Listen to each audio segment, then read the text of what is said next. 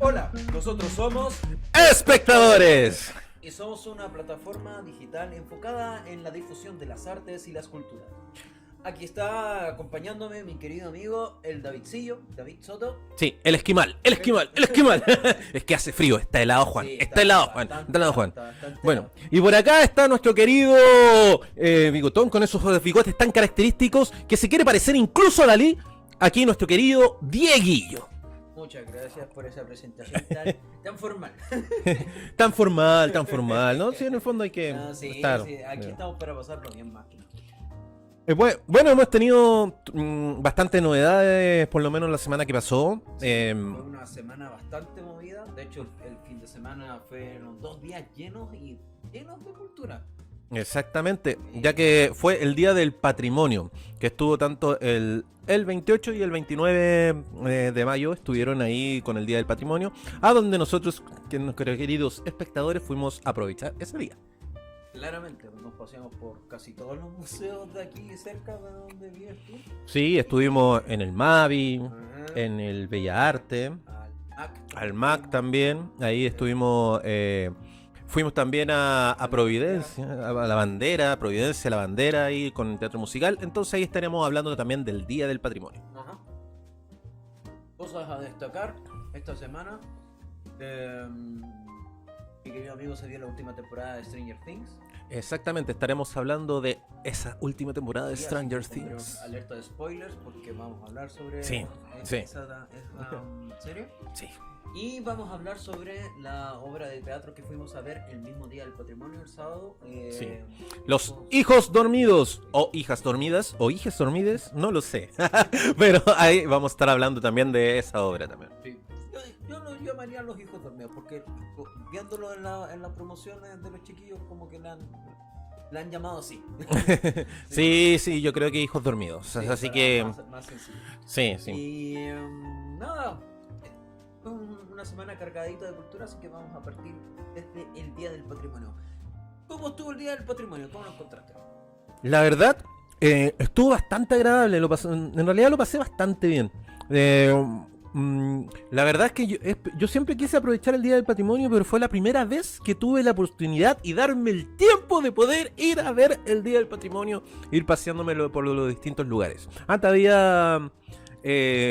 había aprovechado el día de la noche de los museos. Yeah. A eso pero por ejemplo el Día del Patrimonio nunca lo había aprovechado. Y fue bastante... La verdad que también para mí fue mi primera vez así aprovechando como tal el Día del Patrimonio, porque para los que saben yo soy periférico de acá de Santiago, entonces como que es más difícil para mí ir a otros lugares. Sí, Diego vive a la... lejos. Lejos. Vive lejos. Vive a la... lejos. Absolutamente lejos. Entonces como que dije vamos a aprovechar, nos levantamos tempranito y fuimos. Sí, me sentí un poquito abrumado porque era mucho, había mucho por todos lados y todos a la misma hora y lapsos muy cortitos algunos. Sí, exactamente. Yo creo que bueno, que en realidad lo otro que, mira, lo que yo me di cuenta, que habían, aparte de lo que tú dices, que habían muchas actividades al mismo tiempo, cosa que se entiende porque Santiago es enorme, hay muchos lugares de patrimonio, pero de repente encontraba que habían eventos que no estaban enfocados tanto al patrimonio, que estaban enfocados más como a una presentación artística, todo eso. No digo que eso está de malo, no, absolutamente no, pero siento que había muchas actividades en pos del patrimonio, porque yo creo que es como tiene que ver como de aprovechar, por ejemplo, el tema de los museos, el tema de los lugares emblemáticos, no sé qué podría ser. De repente antes estaba, por ejemplo, la escuela de astronomía, de anatomía de la Universidad de Chile. Hay harto pero por lo menos vi harto tema, por ejemplo, aprovechando el Día del Patrimonio, pero siempre como números artísticos más que nada. Bueno, es que también, por ejemplo, lo de la bandera, bien es cierto, era algo enfocado desde el arte, pero también tiene que ver un poco con el patrimonio artístico. Sí, es que en ese caso ahí tiene que ver con la memoria histórica. Porque, Sí. por ejemplo, a diferencia de otros lugares, por lo menos lo que ocurría en La Bandera es que era una escuela de teatro musical que está hace 32 años ahí en La Bandera. Y, y es raro, por ejemplo, encontrar una escuela de teatro musical precisamente en un lugar, en una comuna que no sea central, como Santiago, Providencia, no sé, Ñuñoa o algo por el estilo. Entonces un lugar súper emblemático y además encima que es de mucho esfuerzo también y sobre todo en una población tan emblemática como La Bandera. Sí, Exacto. sí, sí. Pero yo creo que también tiene que ver un poco desde el punto de vista de los espacios para cómo podemos hacer más llamativo Claro. el hecho de que venga gente. Y se entiende, porque, o sea, viéndolo desde un punto de vista súper así como competitivo, ¿Mm? es rico que te vayan a ver. Sí, Es rico que te exacto. vayan a ver. Entonces, ¿qué puedo ofrecer yo? Habiendo tantas alternativas para que vayan a ver mi exposición o vayan a ver lo que yo estoy ofreciendo. Exacto. Entonces, yo creo que por eso se dio tanto esto de los números artísticos y estas cosas. Sí quedé con ganas de ver como más. Pero el tiempo era... Yo creo que el tiempo tiene que ver con el tiempo que estamos viviendo también, por el Ajá. hecho, recién estamos, o sea, estamos post pandemia, o sea, la pandemia todavía continúa, pero obviamente se han abierto un poquito más los espacios, Ajá. pero creo que también, como la otra vez ocurría también con el Día del Teatro que nosotros comentábamos, que creo que ha sido bastante complicado ir generando como estos temas como culturales, estas actividades culturales y también que la gente fuera a aprovechar este tipo de cosas. Sí, Sí, pero por ejemplo, creo que hay lugares que llaman mucho la atención a la gente y por lo menos en los lugares que estuvimos había harta gente aprovechando el Día del Patrimonio. Creo que es súper importante, por lo menos se nota un interés en la gente de poder asistir a esos eventos. sí, es verdad. De hecho, tuvimos mucha suerte en el Mavi porque llegamos prácticamente cuando abrieron. Exacto, sí. Sí, Llegamos, fuimos como los primeros, salvo una señora, un joven que Sí. estaba antes de nosotros, Sí, que pero estaba- nosotros fuimos los primeros que llegamos al Mavi. Sí, El Museo de Artes Visuales, Sí. ese es el Mavi, que queda justo acá en Las Tarrias. sí. De hecho, en el Mavi y en el Palacio Echar fueron como las cosas que más me llamaron la atención que hemos visto. Sí, analicemos más o menos, vamos por lugares, todos los Sí, lugares vamos. que fuimos. Por ejemplo, partamos con el Mavi. ¿Qué fue lo que más te llamó la atención del Mavi? Mira, lo que más me llamó la atención del Mavi, porque yo nunca había ido, y supongo que van haciendo un recambio de exposiciones y todo, pero el video y las fotos que sacaron de Pedro Lemebel cayendo por las escaleras del MAC, Del Mac. em, Escaleras en llamas. en llamas, sí, Y él dentro de un saco, desnudo. desnudo. Fue algo desde el punto de vista artístico, desde las fotos, desde la toma y desde lo que significa, fue algo súper lindo y fue algo súper... Como que uno se siente inofensivo, ¿no? en esa... Sí. En esa posición. Entonces, como Sí, que- porque en cierta manera es una exposición muy simple, ya que era un video, prendieron fuego a las escaleras, se metió dentro de un saco de cuero y rodó por las escaleras, pero eso fue registrado por la cámara y por lo menos dentro de... Yo creo que está en el talento del fotógrafo, Ujú. que logró unas imágenes increíbles a nivel de colores, a nivel de forma y además apoyado junto al lado con el video de cómo se hizo, cómo se fue generando como esa imagen. Fue bastante impresionante y creo que también por el hecho de que fuera Pedro Lemebel, que fue una figura tan emblemática de la cultura chilena, creo que también impacta netamente por algo tan simple, pero al final es tan bello y tan hermoso de ver. En el fondo es como... El arte es eso, es belleza, yo creo. Sí, es verdad. Obviamente nosotros no somos obras de arte, No. eso queda más que claro.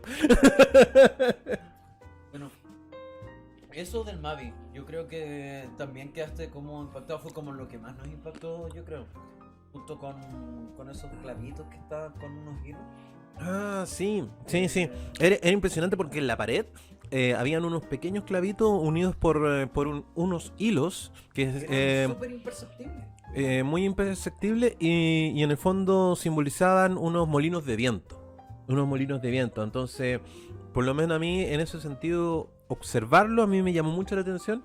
Bueno, también porque a mí me gusta mucho el Quijote, el tema de los molinos de viento tiene un tema especial en ese sentido.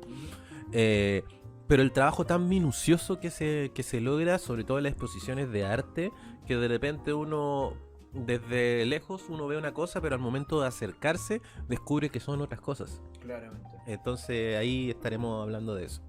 A mí me llamó mucho la atención, por ejemplo, del Mavi, que también era muy simple, que eran unas pelotas de fútbol dentro de una malla que estaban colgando, así como dentro de una posición que estaban como en el aire, como suspendidas en el aire. Me llama netamente la atención por un asunto de la intervención artística, de cómo ocupan los espacios y cómo se termina suspendiendo el tiempo en el espacio con eso de ahí, porque al final esa misma estructura genera un movimiento también en el mismo espacio. Siendo tan simple que no está fija o no está fija, pero uno al verla, al caminar alrededor de ella, se genera el movimiento y se termina completando el movimiento. Un pequeño detalle que me gustó del Mavi fue esa tarjetita que nos entregaron al principio. Oh, No sé fue. si la tenemos aquí, pero Sí, no, por ahí debe estar en la tarjetita, pero fue un detalle bastante bonito. sí, fue bastante bonito que en el fondo nos entregaron el alfabeto Braille.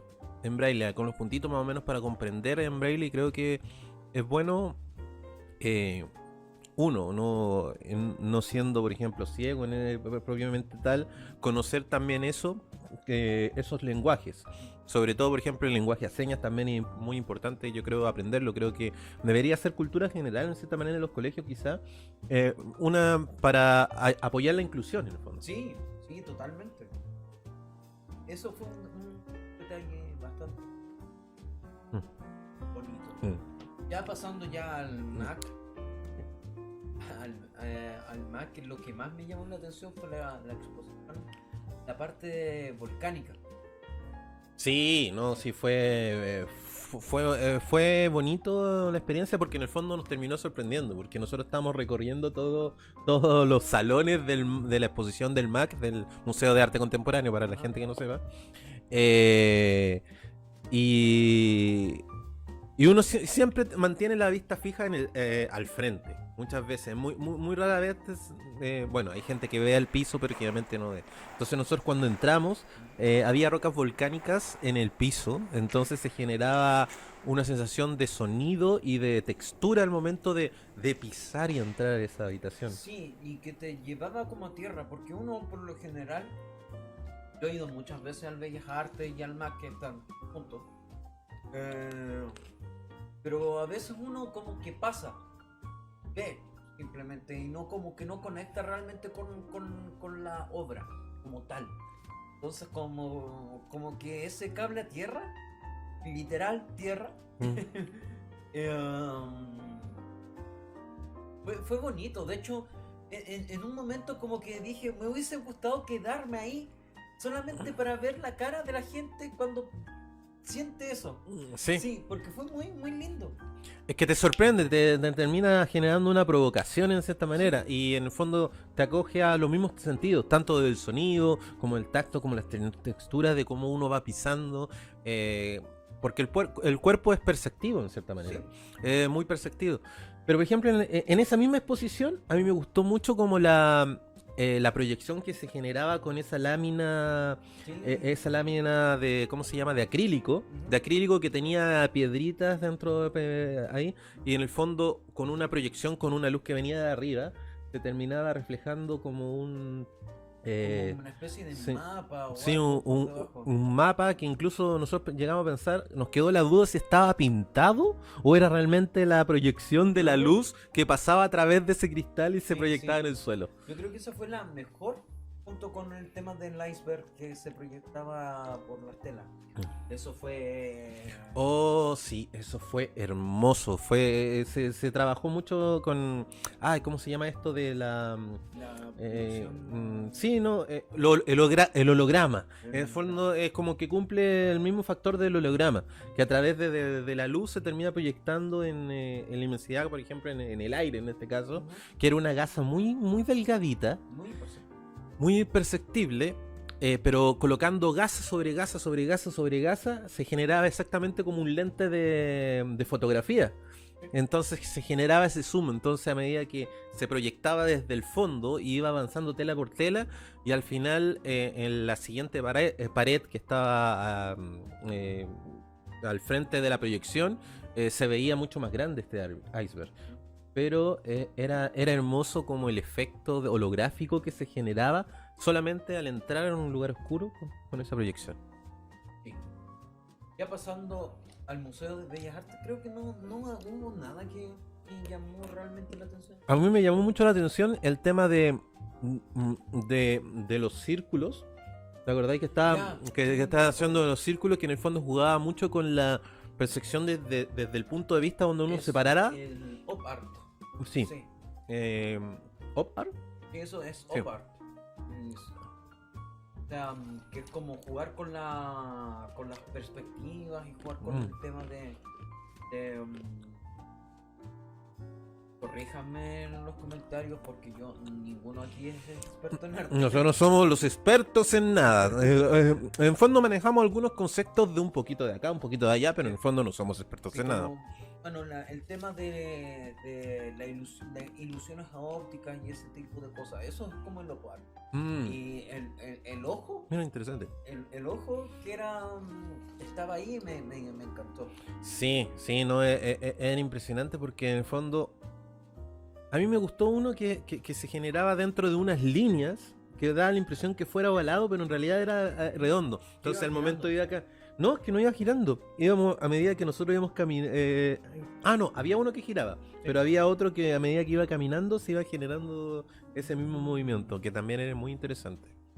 Dentro en el fondo de esas provocaciones visuales, se podría decir, creo que eso como que llama mucho la atención y en el fondo dice, oh, uno obviamente dice, ¡ay, qué bonito! Pero en realidad creo que es como muy interesante como jugar con las percepciones de lo visual.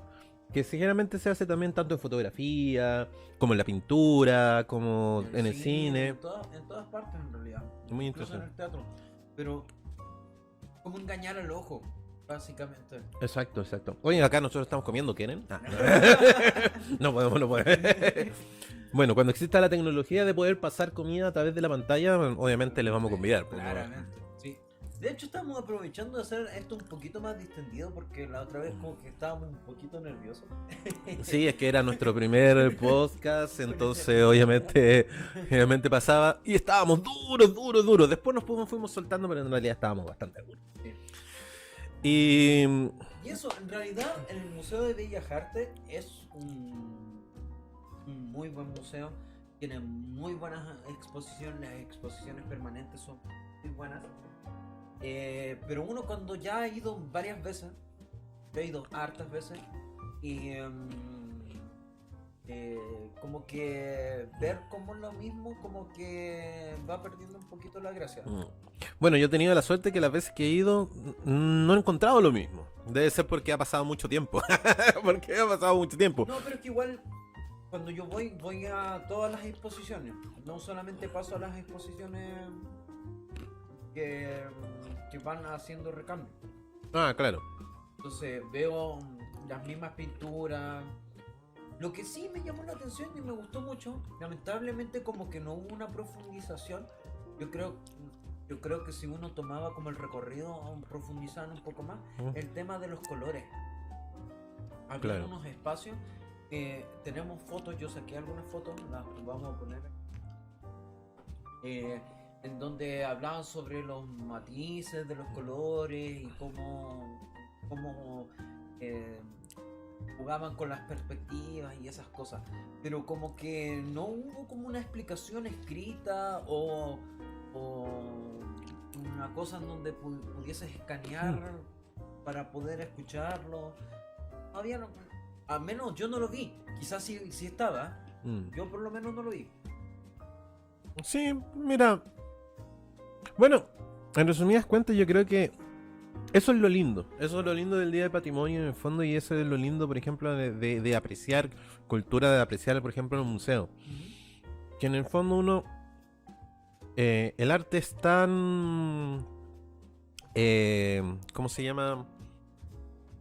Se genera tantas perspectivas distintas, tantos puntos de vista distintos, es muy subjetivo. El arte en general es muy subjetivo, entonces creo que el arte como un ente provocador, creo que es muy interesante en ese sentido de romper como la realidad y en el fondo llevarte a otro, provocarte sensaciones y llevarte a otro punto.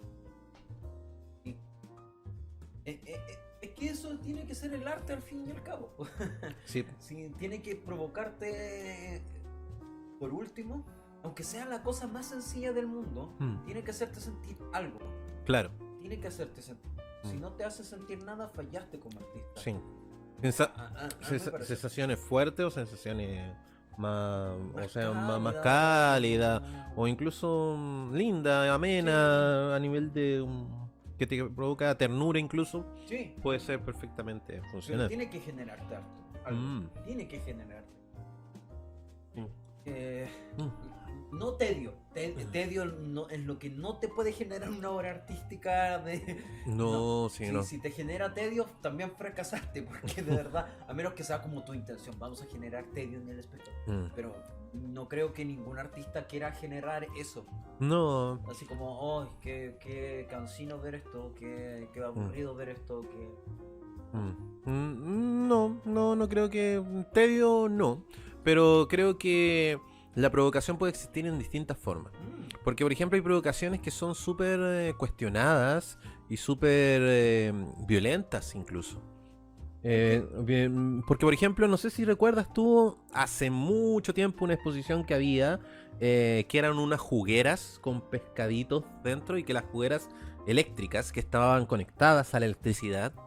Y pasó por varias partes del mundo, y en algunas partes del mundo hubo gente que por el morbo de saberse ahí, prendieron la licuadora y terminaron matando al pescadito y con licuado. Sí, pero eso... ¿Cachai? Pero... sí, eso es válido. Eso es súper válido. Porque... ¿Matar un pescadito es válido? No, claramente no, porque estás jugando como con la confianza que tienes con tu espectador, pero... Por el respeto a los otros seres vivos. Pero es válido hacer enojar al espectador o hacer sentir incómodo incluso al espectador. Sí. Pero, a lo que voy, si una persona pierde el interés de lo que tú estás haciendo, entonces no está bien. Sí, en el fondo tiene que provocar, porque de repente si no pasa nada, pasa sin pena ni gloria, va a ser una anécdota. No va a ser en el fondo, no va a tener el trasfondo que puede llegar a generar el impacto dentro de la vida de uno al momento de verlo. No. A nosotros, por ejemplo, como actores, igual nos impactan mucho más las cosas, porque estamos mucho más perceptivos, porque estamos buscando referentes, estamos buscando cosas. Entonces, igual creo que en realidad es importante ver todo tipo de espectáculos, todo tipo de exposiciones, todas formas de arte, ¿cachai? Y además que tiene que ver un poco con las tradiciones. Tiene que ver con un poco las tradiciones. Y bueno, hablando de tradiciones, creo que llegó el momento de hablar de otra tradición muy hermosa que vimos también en el Día del Patrimonio, que es precisamente... Redoble de tambores, por favor. La exposición del arte y belleza de las muñecas japonesas. Que esto está en Providencia, en... el Palacio Sha. En la Fundación Cultural de Providencia, ahí lo más cercano al metro Pedro de Valdivia. Sí. Pedro Valdivia. Oh, Dios. Oye, Yo creo que fue una de las exposiciones que más disfrutamos porque somos bastante ñoños de la cultura asiática, pero sí, ¿no? Y es hermosa. Es muy lindo. Vamos a estar mostrando aquí mismo las imágenes de todas estas muñecas. pero Eh, claramente vayan. O sea, verlo aquí no es lo mismo que estar ahí viéndolo, porque de verdad sí, es hermoso. sí. Y la exposición creo que está hasta fin de mes, si no me equivoco. Está hasta fin de... Mira, aquí, por ejemplo, aquí tampoco no sale, no sale la fecha hasta cuándo está, pero lo vamos a estar colocando también por acá. Por lo menos la exposición ahí, el afiche va a estar apareciendo aquí, para que vayan a ver esta hermosa exposición de muñecas japonesas. Esas que en realidad son muy hermosas. El trabajo, hay distintas técnicas de cómo construirlas, distintos tamaños, distintas formas. Distintas épocas Eh, también, como que hubo un momento en que tú viajabas en el tiempo a través de las muñecas y de la creación de las muñecas. Sí, no, y además cuentan historias, Sí. porque son personajes súper emblemáticos. Por ejemplo, había un dios japonés que era en el fondo, que era el encargado de cuidar de la guerra, de la prosperidad, algo así, no recuerdo, no recuerdo Bueno, bien. las muñecas Creo en que la tengo general, acá. estas muñecas como que estaban para el cuidado de los niños, de las enfermedades y de las cosas. Por eso se creaban. Y sí, como dice David, hay muchos personajes referenciados de obras de teatro kabuki, de dioses japoneses, de emperadores Sí. legendarios. Sí, japoneses chinos.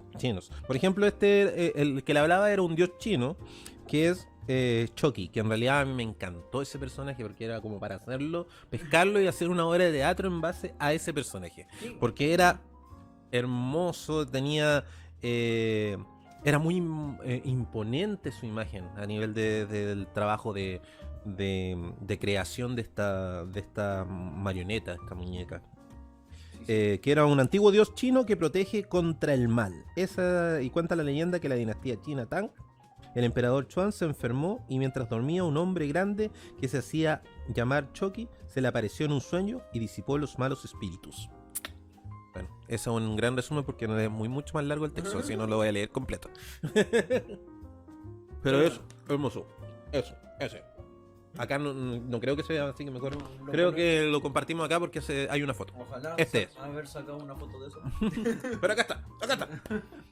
Y yo creo que fue como la exposición que más disfrutamos. Aparte, nos hicieron un recorrido, porque justo ese día había un recorrido y estaba nuestro querido amigo Adrián ahí. Adrián Salgado, que representaba a Charles, precisamente, Sí. que era el dueño del palacio. Y en realidad estuvo muy bueno. Hacían una visita guiada y muy interesante con varios actores metidos en el personaje contando la historia de este palacio. Cómo está creado el palacio, la infraestructura, todo. Bastante...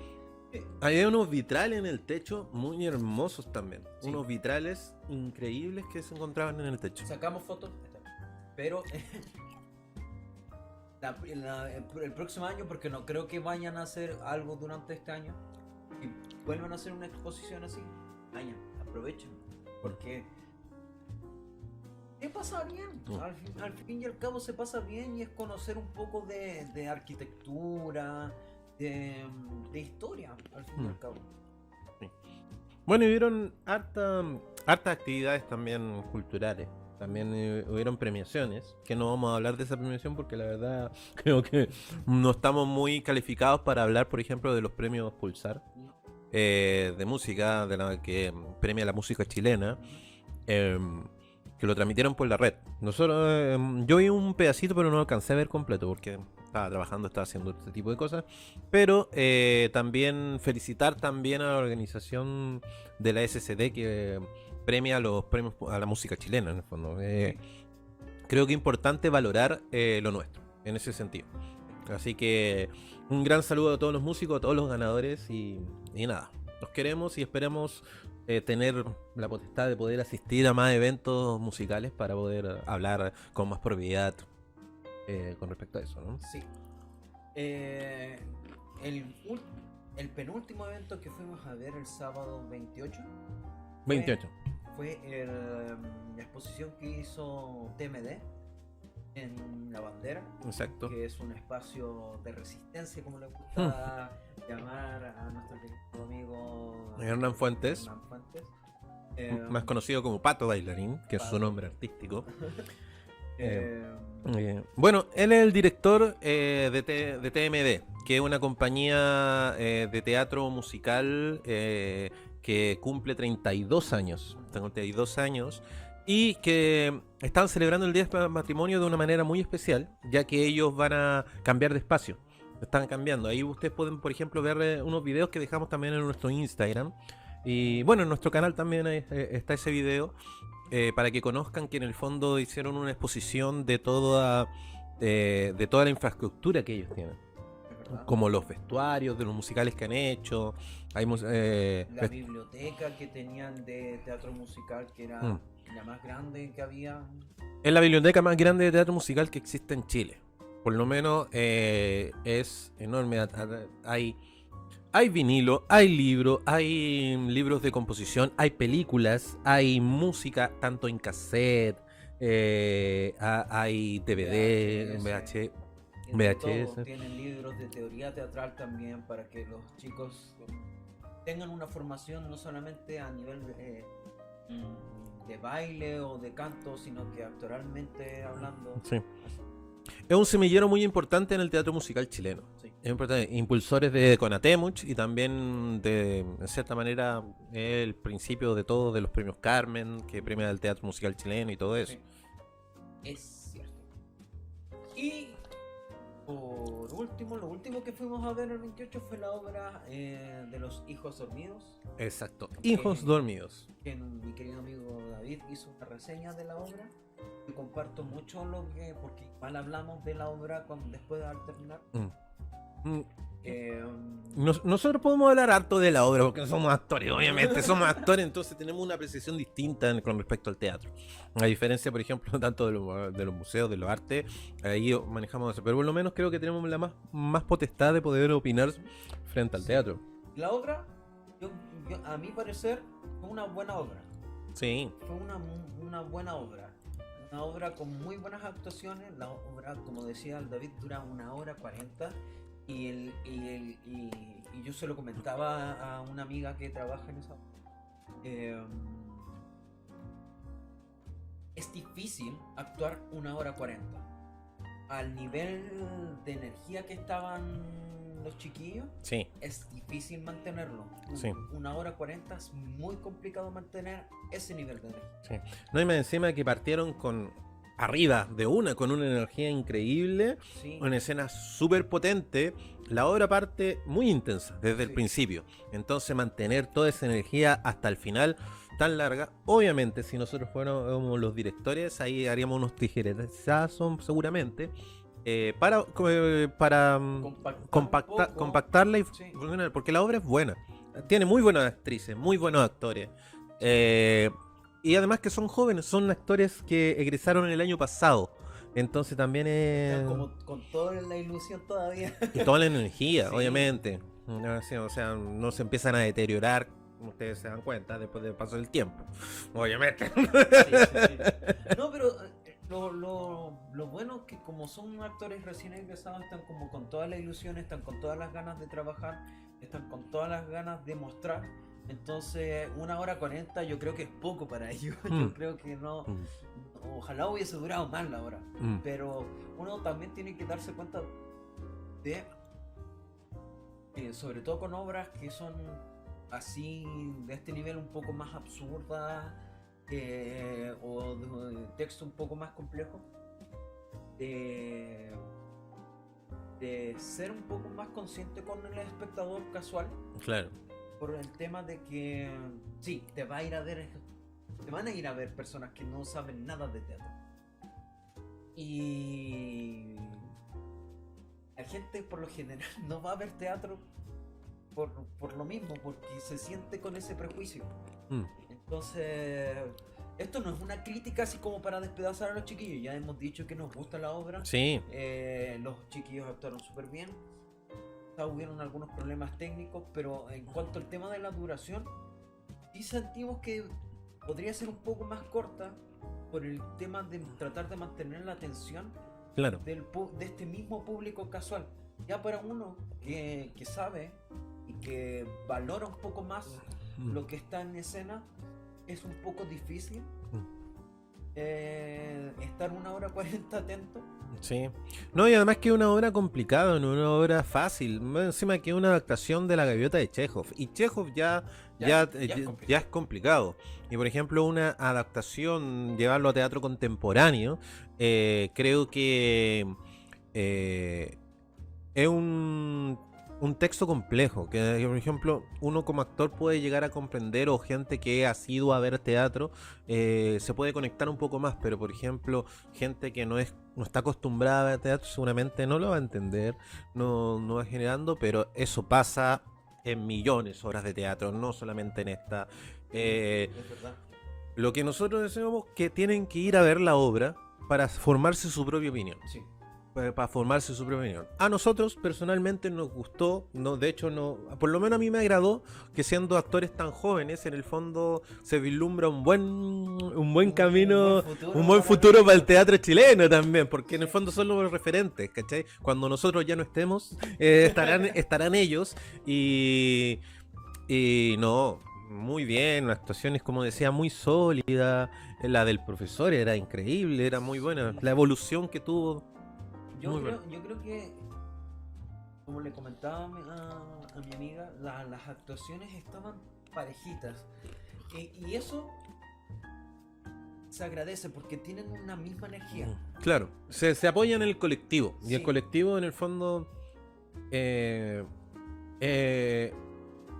una energía muy, muy grande al momento, sobre todo con el espectador. No hay alguien que resalte más en el sentido de que, oye, ¿sabes qué? Esta persona como que actuó de esta forma Claro. y esta otra persona actuó de esta otra forma. Ambos actuaron bien, pero como que a nivel de lenguaje actoral todos estaban idénticos, Sí, parejitos, a eso me refiero. sí. No quiere decir que estuvieran mal. Ellos estaban en un buen nivel y Sí. se mantuvieron en un buen nivel, acompañándose con el Sí. compañero, en el fondo Sí, compañera. se notó con solidaridad ahí en escena. Sí. No, y es bonito cuando pasa eso, sobre todo en el teatro. Entonces, por lo menos uno como espectador, uno lo disfruta y lo agradece. Es cierto. ¿De qué? Ah, vengo yo, parece. Vengo yo. Ah, bueno. Yo quiero hablar de una serie que a mí me encanta, que me la terminé de ver ayer. Partí anteayer y me la terminé de ver ayer. O sea, me la vi muy rápido. Me acosté muy tarde, dormí poco. De hecho, ahora me voy a quedar dormido. No, mentira. Pero quiero hablar de la nueva temporada, la 4ª temporada de Stranger Things. La verdad, dentro de la evolución, creo que se están superando, sobre todo a nivel tecnológico, a nivel de efectos especiales, a nivel de historia. De hecho, me ha sorprendido bastante porque como le comentaba a Diego, bueno, como te comentaba a ti, Diego, en realidad, eh, eh, esta serie comenzó así como apelando a la nostalgia, apelando a similitudes con películas emblemáticas como los Goonies, los Cazafantasmas, como a nivel de estética. Era muy potente a nivel de historia y era muy, muy interesante. Más encima que estaba grabada en un formato cine muy, muy bien hecho. O sea, cuando uno ve series en formato cine, uno lo agradece mucho porque a nivel de fotografía, de estética, son impactantes. Pero también yo creo que es importante llevar una muy buena historia, un muy buen guión. Y por lo menos en cada temporada ha funcionado muy bien. Han ido evolucionando los personajes, se han ido encontrando forma con sus propios problemas, con sus propios conflictos de adolescentes, que son los personajes principales. ¿Tú no has sentido que en algún momento haya alguna temporada más floja que otra? ¿O ha sido una constante evolución a superarse? A mí personalmente creo que la tercera temporada creo que estuvo un poquito floja. ¿Que es la anterior? Sí, que estuvo un poquito floja. Sí, creo que igual estuvieron todas buenas. Para mi gusto estuvieron todas buenas. Yo, o sea, a mí me gustaron todas. Ajá. Así como buscar, pero creo que la última temporada, o sea, la tercera temporada estuvo un poquito más baja. Terminó muy bien, muy bien. De hecho, uno pensaba que era el cierre, pero ahora continuaron.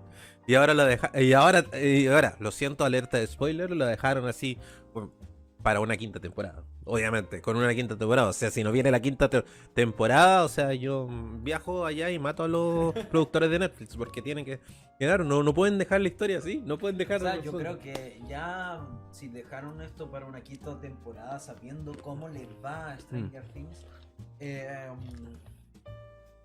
es para. Claro, Es para, o sea, tenía sus razones de ser dejar abierta esta temporada. sí, O sea, sí. Porque lo otro sería que fuera la misma cuarta temporada, que lo hicieron hasta la mitad, presentaron hasta la mitad y después van a presentar lo otro. quién sabe. Porque también ha pasado eso en algunas series. Sí. Ahora no recuerdo qué serie, pero recuerdo que vi una serie que pasó eso. Yo recuerdo una serie que sí lo ha hecho. ¿Cuál? No, es que para el mundo más como otaku, Ya, pero háblalo, Sí, o sí, sea, de repente la gente lo puede conocer y. Shingeki no Kyojin, Ataque de los Titanes, ¿Mm? la última temporada, la final, se ha dividido en 3 partes. ¡Wow! 3 actos. Sí, 3 actos, o sea, dijeron ya, la última, está bien. Ya, la segunda, aquí se viene el final. Dijimos, no. Y ahora ya el próximo año supuestamente viene el final con todo. Es una serie que rompió el internet prácticamente. Gente que nunca ha visto anime en su vida ha visto Shingeki no Kyojin y Ataque de los Titanes y pasó eso. Entonces, bueno, yo creo que por dinero más que nada, por Sí. tratar de mantener y alargar la cosa. Sí, bueno, después me dais el dato porque vamos a tener que verla. Pues ya me llamó la atención. Creo que va a ser interesante poder verla. Creo que va a ser muy interesante poder verla. Además que a mí me gusta el anime. Creo que se han hecho animes muy buenos. Muy buenos a nivel de historia. Se viene interesante. Creo que para la próxima temporada, para el próximo podcast quizás podemos abordar un poquito lo que es el anime. Yo, ahora, el David lo sabe, el próximo video que yo estoy preparando de reseña es el más largo. De hecho, va a ir directamente al canal de YouTube porque son casi 15 minutos. ¡Wow! Entonces, Lo vamos a dividir en capítulos también. entonces ahí reseño 7 animes. 7, wow. Wow. Reseño 7 animes. Y que son todos de Netflix, son para gente que no ha visto nunca un anime en su vida. Hay desde animes un poquito más viejos hasta animes más contemporáneos. Takotaro, que mi querido amigo la vi hace poco, muy buen anime. Está Demon Sí. Slayer también. Sí. Este es un spoiler de lo que se viene, ¿eh? Sí, Un spoiler. sí. Voy a decir esas dos, que son como Demon Slayer, ya es muy, muy, muy conocida, que hasta David la vio. Sí. Sí, yo soy un poquito ñoño también. A mí me encanta. Está bien. Sigo viendo, sí, me encanta ver cosas nuevas y. Es que yo creo que tiene una forma diferente de contar las cosas. Sí, Y esas ideas frescas que pasan desde el otro lado del charco te hacen replantearte un poco cómo hacer las cosas uno. Entonces, también es bueno nutrirse. sí. Sí, mira, ¿sabéis que yo creo que incluso las películas de anime que son, las series de anime que son un poquito más crudas o que van diciendo, creo que tienen un gran valor al momento de presentarlos, como que entregan muchos valores, muchas cosas, pero por ejemplo, hay series incluso más simples, mucho más ñoñas se podrían decir, que a mí lo que me gusta, por ejemplo, de esas series, no sé, pues el tema, no sé, pues si recuerdo, no sé, por los Supercampeones, Slam Dunk, así como, no sé, por los 7 pecados capitales. Eh, bueno, la verdad, hay muchas series también de anime así de deporte que a mí me encantan, que casi las he visto todas. Y lo que me gusta es que enseñan a la superación personal. Yo creo que eso es importante, el no rendirse, siempre luchar por un ideal y no rendirse y no rendirse y seguir y continuar y continuar. Y por lo menos en ese sentido yo creo que son súper motivadores en ese sentido. Es verdad, igual. Pensándolo desde un punto de vista así como culturalmente los japoneses tienden a ser muy cerrados con lo que son ellos como personas. Entonces, si uno va a Japón pensando que lo que pasa en el anime, así como las personas en el anime son igual que las personas no, para nada. Son totalmente herméticos, incluso es muy difícil entablar una amistad con una persona japonesa por lo mismo. Entonces... Sí, es que también yo creo que también tiene que ver como con un sueño, un ideal de cómo quieren ser las cosas, por eso lo hacen así. Sí. No, y además que yo creo que también tiene que ver con la cultura, con la misma sangre que corre por nuestras venas. Nosotros, así como latinos, somos mucho más viscerales, más, ¿cómo se llama? Más candentes, más pasionales. ¿Cachai? O sea, a mí me ha llamado mucho, por ejemplo, el tema, bueno, que habla también de la cultura tanto de los latinos como los japoneses, Yokoi Kenshi, no sé si lo habéis escuchado. No. Yokoi Kenshi es un youtuber, un conferencista, que habla precisamente de la superación personal. Y de superación personal, que en el fondo, finalmente... porque él se hizo muy viral, hay videos muy virales en YouTube a nivel en ese sentido. El video de la templanza y eso. Sí, en el fondo tiene que ver templanza y hay una frase especial que de un video que se hizo viral, que se dice que la organización finalmente termina venciendo a la inteligencia, algo así. ¿Cachai? Que en el fondo tiene que ver como el orden y la disciplina terminarán en el fondo terminarán venciendo la inteligencia. Que en el fondo si uno es ordenado, si es disciplinado, puede llegar a alcanzar metas increíbles. Que en el fondo es lo que plantea la cultura japonesa. Que ellos son muy ordenados, muy ordenados. Muchos animes hablan de eso, sobre el trabajo duro, sobre la disciplina, sobre el esforzarse más. Muchos protagonistas del anime como de peleas o de deporte siempre se pone como la típica rivalidad del tipo que no tiene ningún talento, nada, contra el tipo que es súper talentoso, que nació con los dedos para el piano y al final gana el que se esfuerza más, po. Sí. Siempre es así. Sí. Pero lo bueno, por ejemplo, que tiene Yokoi Kenshi es que en el fondo hace el choque de culturas. De que, por ejemplo, la organización es muy importante, el orden y la disciplina es muy importante para llegar a lograr metas, pero también la pasión, lo visceral y el soñador que tienen los latinos se tienen que aprender a fusionar para generar una vida plena o placentera. ¿Cachai? Porque, por ejemplo, era muy divertido que daba un ejemplo. Por ejemplo, si uno le decía a un japonés, vaya y súbase a ese andamio, vaya y súbase a ese andamio. El japonés iba y se subía a ese andamio, porque eran súper metódicos, muy metódicos. Le dice, no, sí, lo ordenó ya, llegó y se subió al arma. Y por ejemplo, si uno le decía a un latino, un chileno, un latinoamericano, dice, oiga, usted va, súbase a ese andamio, súbase a ese andamio, y ¿qué te va a decir el latino? ¿Y para qué? ¿Y por qué? ¿Y cómo? Pero si uno lo desafiaba, le decía, le apuesto que no puede subirse arriba de ese andamio. Ah, no, sí, y él va, ¿cachai? Porque en el fondo eso va a hacer, porque en el fondo lo está desafiando, lo está motivando. Entonces, esa pasión, lo visceral, era tomar la iniciativa de ir. Si a mí me desafían, yo voy. Que eso lógicamente hacen los latinos. Pero, por ejemplo, si eso mismo lo sumamos con la organización que tienen los japoneses, podemos llegar a lograr cosas muy importantes. Sí. Muy importantes. Pero eso, o sea, es cosa de verlo. Véanlo en YouTube, Yokoi Kenshi. Nos vamos a poner sirve. lo más probable links de todo lo que hayamos visto acá abajo. Y fotos aquí también. En nuestra muralla ya.